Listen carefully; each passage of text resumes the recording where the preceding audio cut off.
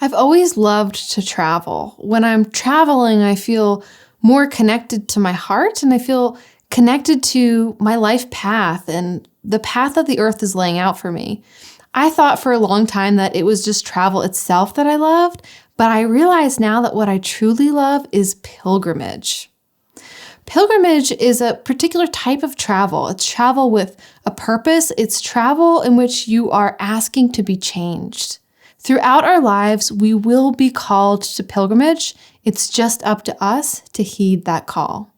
I'm Asia Suler of One Will Apothecaries, and this is a video about how to know when you're being called to pilgrimage and what to expect when you take those first steps.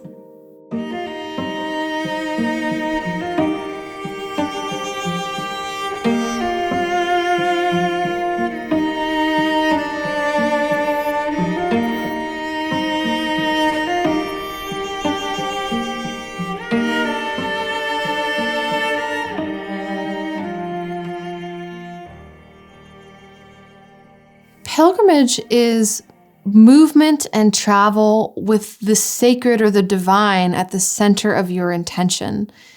When we travel, just as travel, we could travel for a lot of different reasons, for enjoyment, for fun, for relaxation. Pilgrimage is traveling because you want to connect deeper to yourself, to your soul's mission, and to the divine, to that flow of meaning that exists just underneath the surface of our world. You know that you're being called to pilgrimage because you're going to start to feel slightly uncomfortable in your day-to-day life. There will be this sense or this feeling of being pulled into the unknown, but not knowing exactly where it's going to take you. There might be a feeling like you need to shake up your perspective, like the routine of your life has gotten a little bit stagnant. There may be a particular area in the world, piece of history or culture that's calling to you, and you will probably find that you keep thinking about it or it keeps coming up as a synchronicity in your day-to-day life.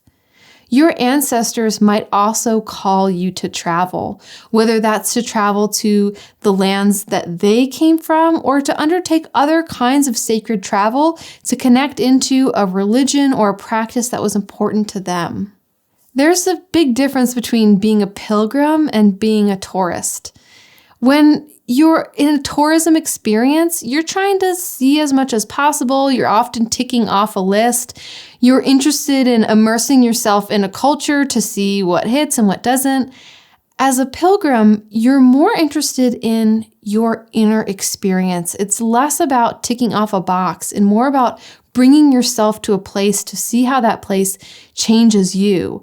It's less about immersing yourself in a culture and more about understanding what the roots are of that culture and seeing if you can have an experience of that within yourself. It's kind of like the difference between climbing a mountain to get to the top and then turning right back around versus circumnavigating a mountain just to experience the mountain itself. When you're on a tourist vacation, you want to get from point A to point B. You're climbing that mountain to get that view, and then you're taking the picture and coming back down. As a pilgrim, you might not even ever climb the mountain. You might just walk around the base of that mountain to feel the mountain's energy and let the mountain feel you. When we are pilgrims, we listen way more than we speak. In fact, pilgrimage is really about being open to receiving the messages or the guidance that come your way. And pilgrimage is nothing new. People have been undertaking pilgrimages since the beginning of time.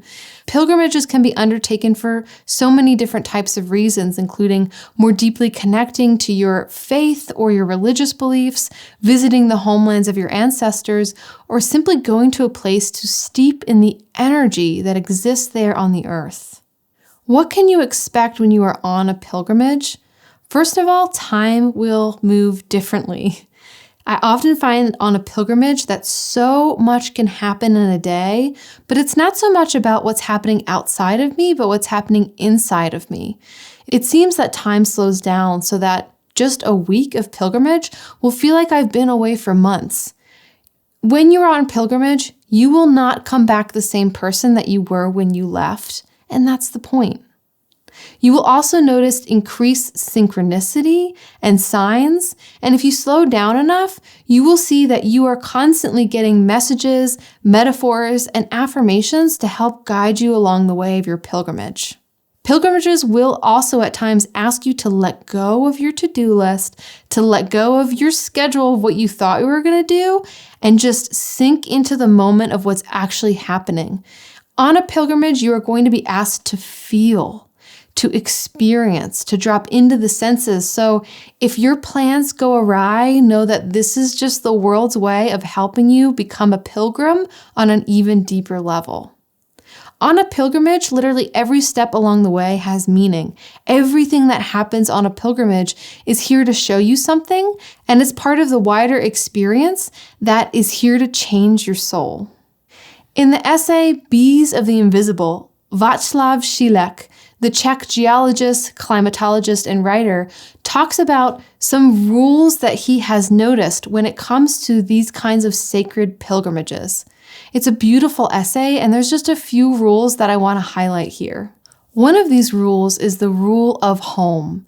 The idea that sometimes we need to travel out on these pilgrimages in order to understand where we belong and what home actually means to us. It's kind of strange that we need to leave our home in order to understand where we are home, but this is just one of the aspects of pilgrimages. It helps you see that your home is inside of you, and it will show you where on the earth most resonates with you as a home space. Another rule is the rule of resonance. This idea that a smaller place or a less flashy place that resonates with us will be infinitely more important than the bigger tourist attraction or the penultimate experience. So it might be that you have a more profound experience simply sitting with a tree than you did visiting the Taj Mahal. And that's perfectly fine. This rule of resonance actually shows us that it's these smaller places where we have these ineffable experiences that are actually here to teach us. So I know, for example, that when I was in England, I went to Stonehenge, and I also went to a lot of other much smaller stone circles that aren't really on anyone's map. And I had such a more powerful experience at these smaller circles than I did at Stonehenge. And that's just showing me where my resonance is, and that these smaller places actually have so much important information to share with us. So on this note, pilgrimage doesn't always mean that you have to travel across the world. You might decide to take a pilgrimage by walking on foot to the next town over or spending time in nature. Šílek also talks about the rule of approach, the idea that when we're on pilgrimage, it's important to actually have a slow approach to wherever it is that we're going. And this is why traditionally pilgrimages were taken on foot, even when there was access to things like carts or horses. That approach on foot felt important. Nowadays, most of us will fly to places that we're going to pilgrimage or we'll take a car. But for me, I find that slow approach now comes in more with my intention, with building ritual around before I enter this place, as I'm entering this place, perhaps slowing down as I enter, walking slowly, taking time to sit as I move deeper and deeper into the place. Some places are a little bit shy, and they will take this slow approach in order to really be heard. I remember when I visited the Chalice Well Gardens in Glastonbury, I spent the whole day there when I visited, and it was really as the hours wore on that I felt the place open even deeper and deeper and deeper to me. Sometimes that slow approach and the time taken is the very thing that will open the portal of your heart to receive the profundity of place.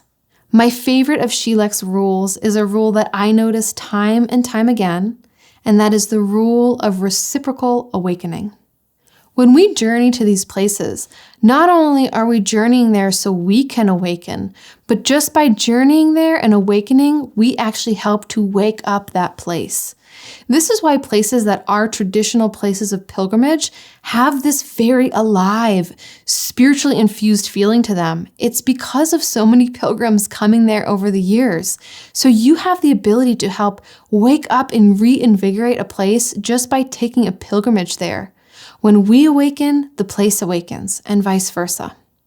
I truly believe that all of us are here on this planet at this time because we have an invaluable gift to give.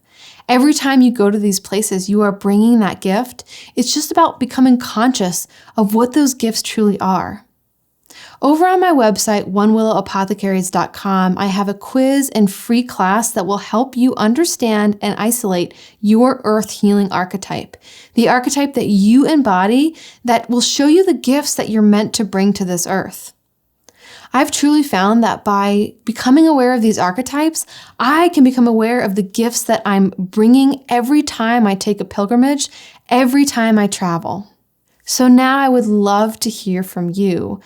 Where on the earth are you feeling called to go? Is it somewhere in the forest nearby? Is it somewhere in the next town over? Or is it across the world? I would love to hear about which place is calling you now. And I also know that just by writing it down, you are making it a reality. So comment here in the section below and know that this whole community here is holding you and making that vision of a pilgrimage manifest.